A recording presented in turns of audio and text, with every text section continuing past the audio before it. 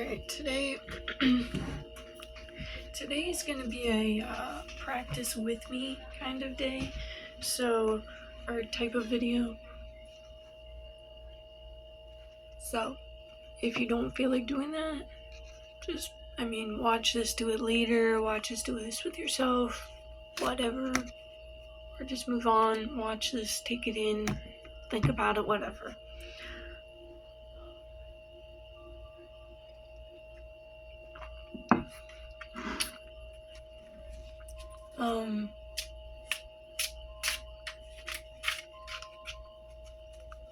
I'm gonna move. Hold on a second.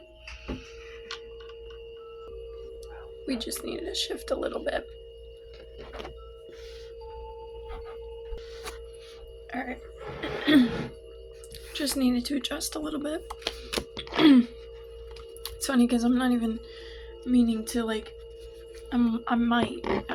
Now, I will say I did consider it as part of this video, but it's not my main point. But I might do, a tarot reading. Though I had just pulled a card to, before I moved and everything. And it's confirmation that I should, post this on the channel. I've been making videos and putting them on there, but just privately so I can have it for myself. The moon. Now, I did set an intention with the cards I pulled today to be for a lover's reading type thing. Yes, I do have to block that out. The lover's reading.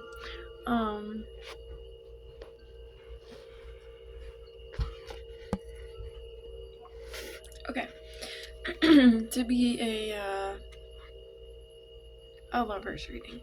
So, looking at that, and then looking at this, we got the white and we got the black wolf. And these, especially when we talk about wolves, are generally talking about the balance within. But then there's also someone falling into the water, which could be falling into love, especially because I think about the Ace of Cups, and it's actually this deck. Let's see. The Ace of Cups is water element, and it always makes me think of this one literally has it drawn in there, the heart. It always makes me think of love, the flow of love between and just all of the cups ones. So water element generally makes me think of love. And then the moon always makes me think of the water, especially because I always forget this in conjunction with each other, but the moon affects the tides of the ocean and the push and the pull of the way that it flows. So that could be something as to the fact that there's parts of you that are still being your flow is being affected or dependent on whether it's the other person or parts of yourself, or maybe you're coming into a balance with this right now. Because when I see the white and the black wolf, it reminds me of duality, but also balance a lot of the time. And I think that's one of the biggest lessons that we can take.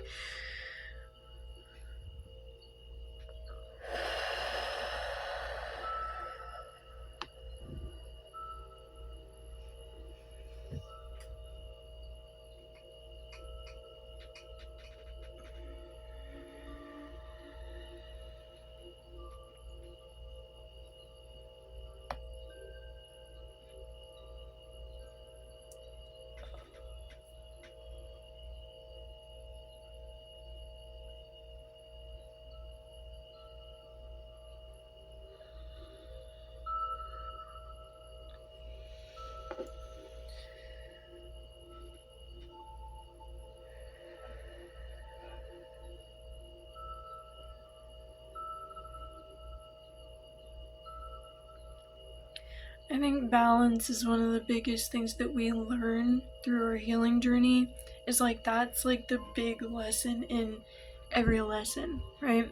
like we get tested and it's like, okay, what are we balancing right now? Like, okay, you need to do this more, do this less, or be this more and be this less. And it's about finding that balance with everything that we are and that we do. Not too much, not too little. And then having that intention behind it. At least that's something that I've noticed recently, is that like everything, looking back at my healing journey, can connect with balance. Just finding that balance between, interacting and not interacting, and, resting and taking action, and just so many things. And then in so many aspects and directions. Is obviously there's times where we get told, hey, you gotta focus on this, but it's like, okay, but like, don't forget about these things, don't neglect these other aspects of this whole. So it's about finding that balance. Triangles, oh my god, triangles are so crazy. Like, it just shows up like out of fucking nowhere for me. Like, I have triangle made out of freckles on my thigh. It's a perfect fucking triangle. Like, you go from one point to the next, it's the same size as going to the one point to the other point. It's like, oh my gosh. Oof. I just whiffed my essential oils, and it feels like it just like cleared some brain fog. Alright, let's dive in. I have cleaned up my room and my space this week. I feel very comfortable in a good way. In a like energy is moving and flowing and uncomfortable, comfortable kind of way. I say uncomfortable because it's not comfortable as in I'm nestling into my little space and I've got everything exactly where it needs to be. It's like comfortable in the way that I have the things out where I need them, where it's going to be efficient, efficient. And it doesn't make me feel like crazy because everything's all over the place, and oh my god, I still see so many things of theirs, and it's like, no, I'm just, I can breathe. I can breathe. And all the random little places that I know I look have things of meaning now.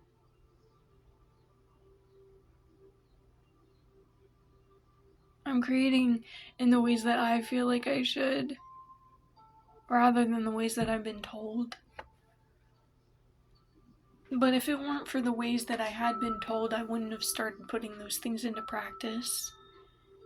And it's the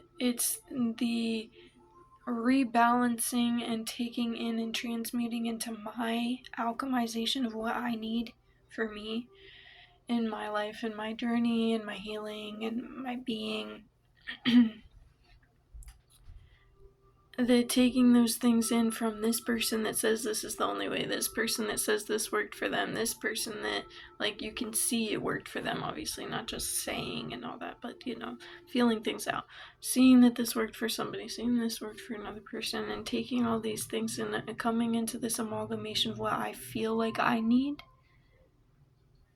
The parts of me from the past that have worked, the parts from other people, the parts that I feel like are wanting to come out and be expressed.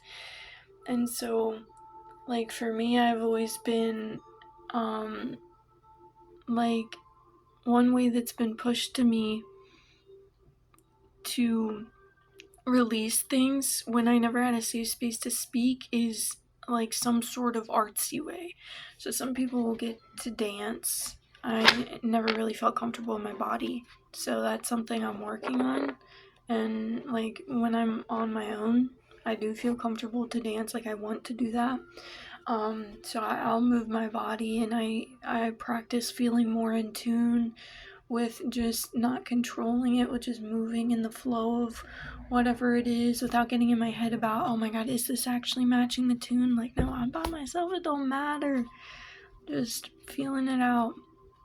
And it's not me feeling out the music or feeling out the action or feeling out if it works for me. It's feeling out my own body and reconnecting with those things, because the flow that you have when you're dancing isn't just about that expression in that moment. It's about, like, it goes so much deeper with like those actions rebuild the connections that we have with parts of ourselves that we haven't been able to put into practice because of the way that we get put into a box that doesn't allow for things like that that should naturally be. So when I can, I'm with the different things, and when I set the intention to, now that it's warmer, I got to go out to the creek. I got to fucking run around and jump and play on the rocks and jump into the water. And now every day I go outside and I can just deeply breathe. I can stretch. I mean, I do these things inside and have done them through the winter, but now I can do this outside comfortably with, like, the weather being warmer. I digress.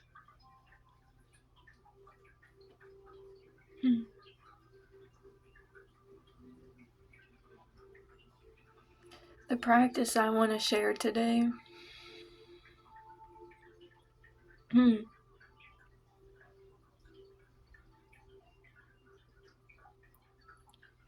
The practice I want to share today is about showing ourselves love, but it's going to look a little differently than what we normally see. And I'm going to try and keep this a relatively shorter video because I normally talk for like an hour or two.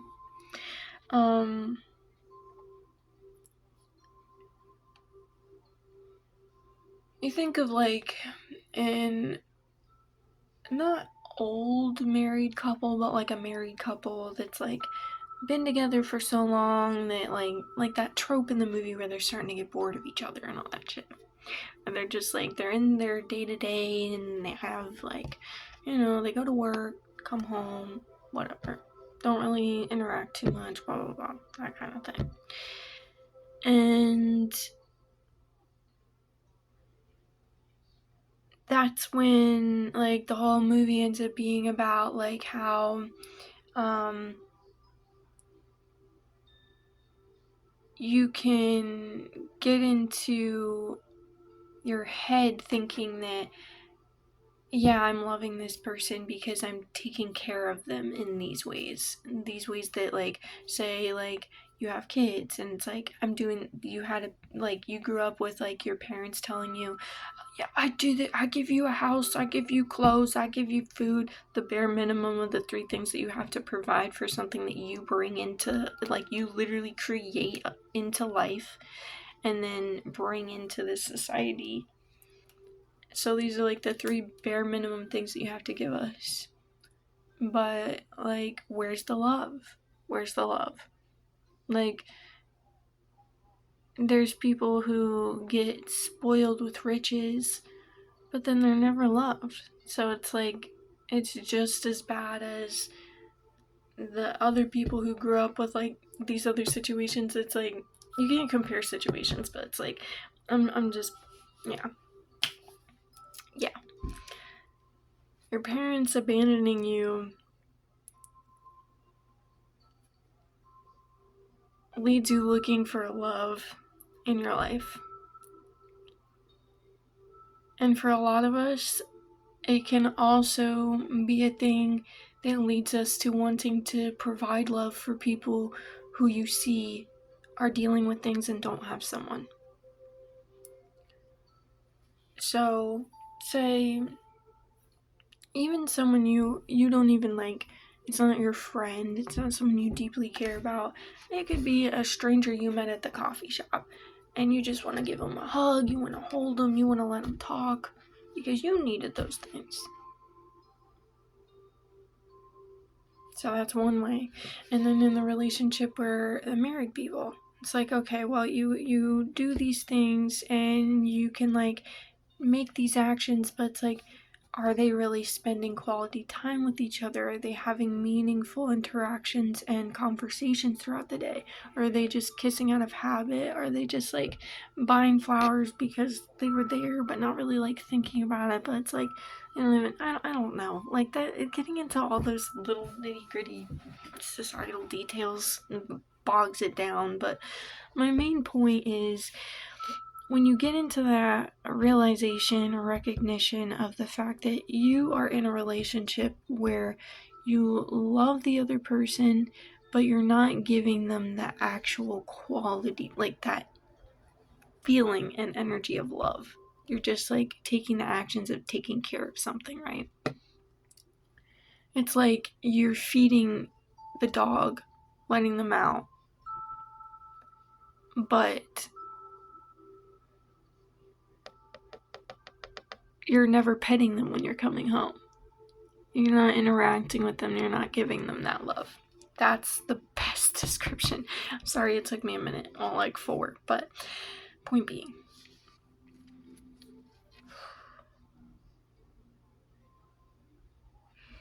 We can get like that with ourselves as well. We can say self-love in the media has been belittled down into just actions that we take with ourselves.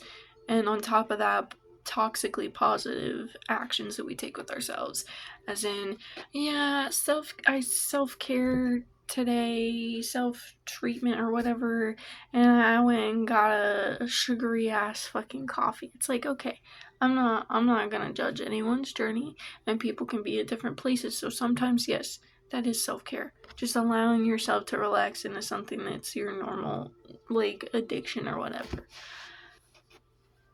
But with that comes the balance of these other things. So it's like, well, is that actually what your body needed right now? Or was that more of a detriment? Is this along your path? Or is it like, okay, so like, you know, these types of things. Are we taking actions that are along our path?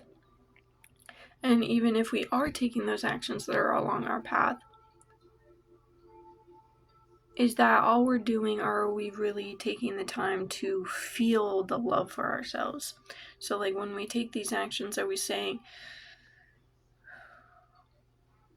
as if we're giving a gift to a dear friend and not just a dropping it at their door type thing, like sincerely, like, I love you, I got this for you, I thought of you when I saw this, like, here you go. And then there is love in your hand, there is love in the hug that you give them afterward. So what I'm saying is, this practice is about loving yourself in the ways that we love other people, but we may not recognize that we don't give that love to ourselves because we are taking those actions and taking care of things. So, you know, do whatever you need to do to warm up or feel comfortable with yourself in the state of being and where you're at in your body and your space. That means, you know, saging, Palo Santo, incense, oils, breathing for a minute, meditation, whatever. Do that and come back. Once you're in this space with yourself, you feel centered. 1835.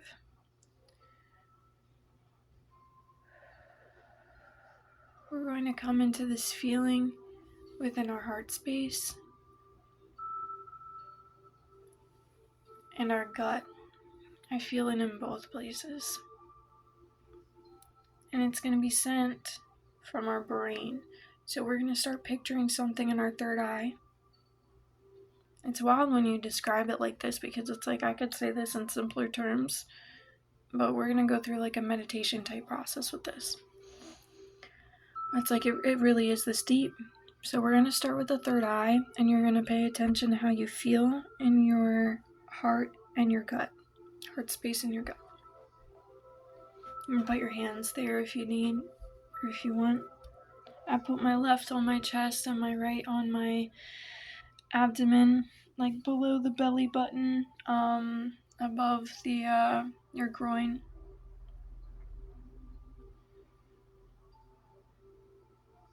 And we're going to picture a dear friend, someone we really, really care about. This could be a lover, this could be a parent, sibling, friend, an aunt, an uncle, grandparent, whatever, anyone, an animal. This could be a pet of yours, or just an animal you have a deep connection with. If it's an animal, you're going to be reaching your hand out to give them a pet.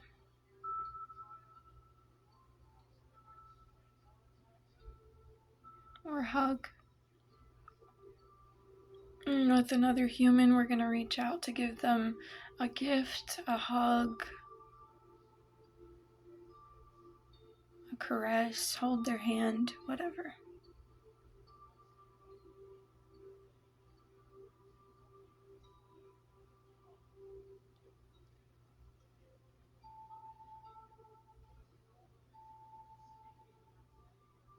And I want you to pay attention to the way that the love in your heart swells out through your arms, down.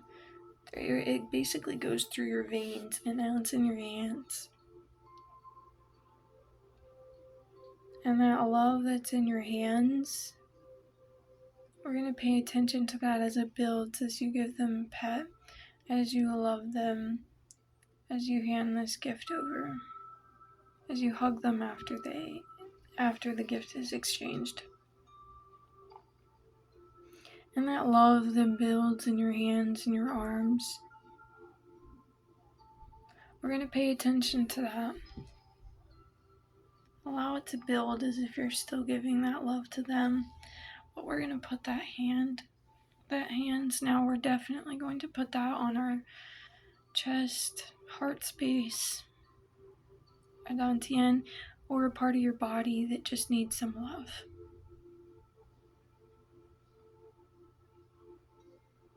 Maybe a part of your body that's in pain.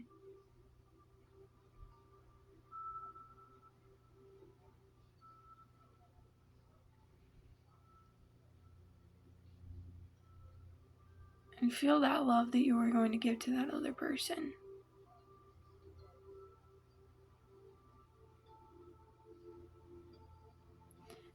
This practice alone shows me when I really need to refocus my love back to me. Maybe from this you feel like you need to do another meditation or ceremony with calling back your energy. Hand motions are something, I move a lot of energy through my hands. We all do, but I don't know, some people it's more, some people it's less.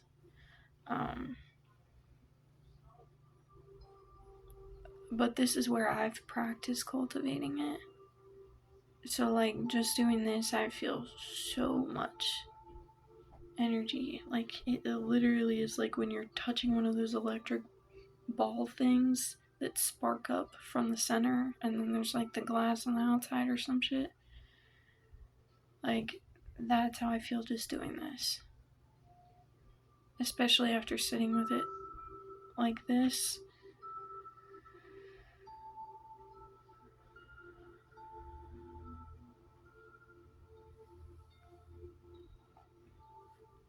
And I will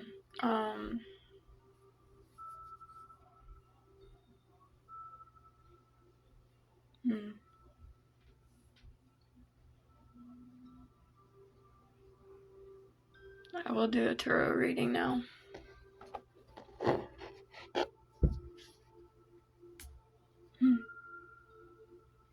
Balance, reflection,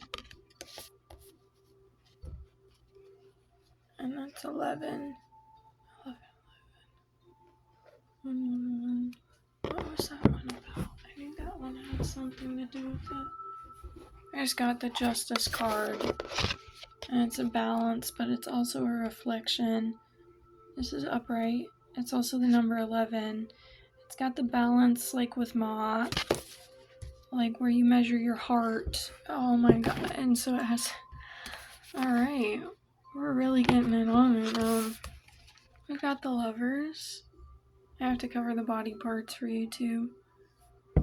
The moon. Oh wait, we just do it like this. Why did I not think of that? And then the justice card. Justice card.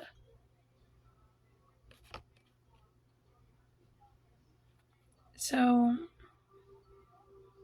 the balance of the masculine and feminine. Balance of the flow. Push and pull. The balance of the push and pull of the masculine and feminine. And then the balance that also reminds us of the reflection. Maybe this is because of the way I just said that, it reminded me of, oh my god, the balance within the reflection between you and the other person. And the Ace of Cups. I don't know if I put that on top or if I forgot that was there or whatever, but shit. And pouring into each other. This water and love is definitely a big Knight of Swords. Okay, this one I'm gonna come out with this. Ooh, you both are walking away from something.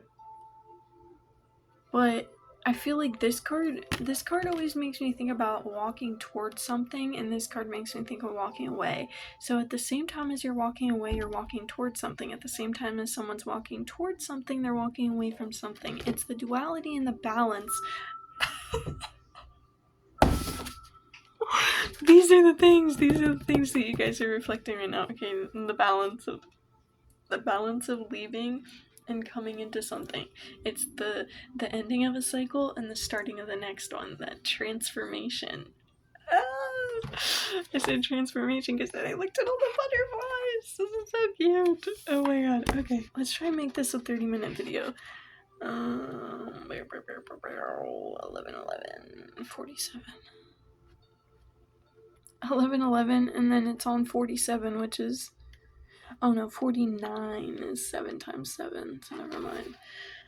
111. The frequency of the 1 is about beginnings, taking the initiative, believing in yourself, and accepting a leadership role in which you step ahead of the curve, beyond the consciousness of those around you, to guide the human race forward into love.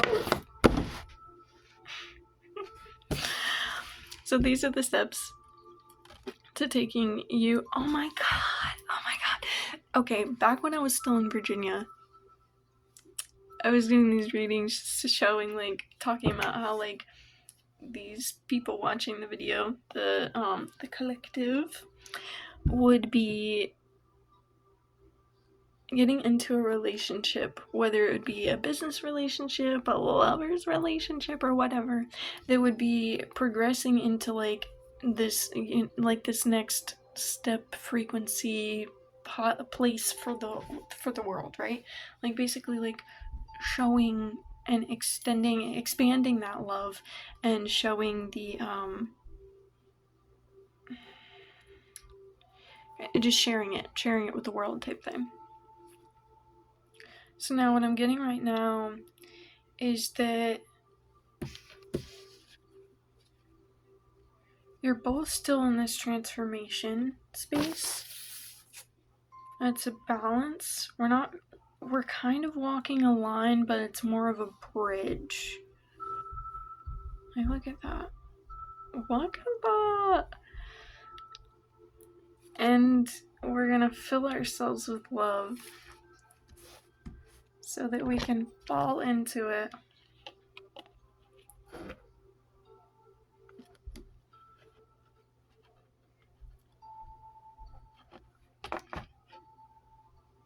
And share it with the world.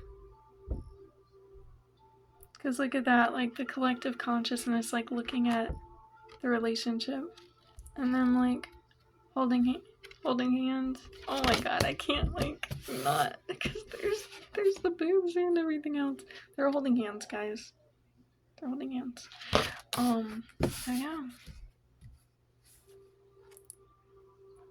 Falling into your love.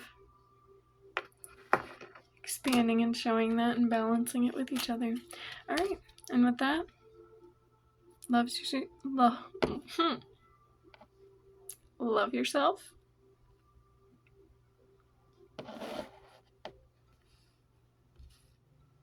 I just went through another part of my like cycle with my energy and my emotions, and because I'm starting to recognize that I do have more of my own natural cycles than just the ones that are normalized in society, like menstrual. So I had to recognize that this is a natural cycle for me. Wherever you're at, know that you are right where you are meant to be. Whether you're in the part where you're walking away, whether you're in the part where you're walking towards, or whether you are walking the line between the two and transforming. Walking the line, being the bridge, part of both worlds.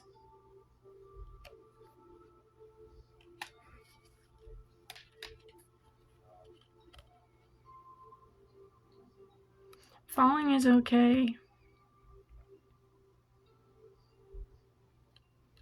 Just remember that no matter what environment you are in, you can't drown unless you allow yourself to. And not because you know how to swim, but because you know how to breathe. You are a star. You are love and the cosmos put into this physical form. You are eternal.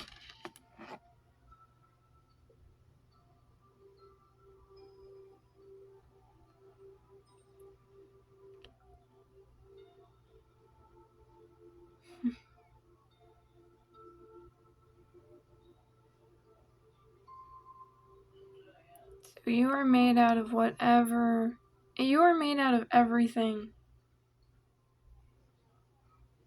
And everything is a part of you. So no matter what environment you find yourself in, know that you can breathe there. Because it's nothing new, in a way.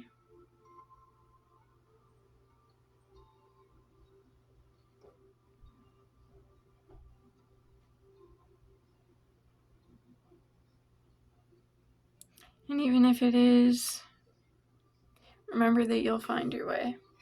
You'll make it, because we pave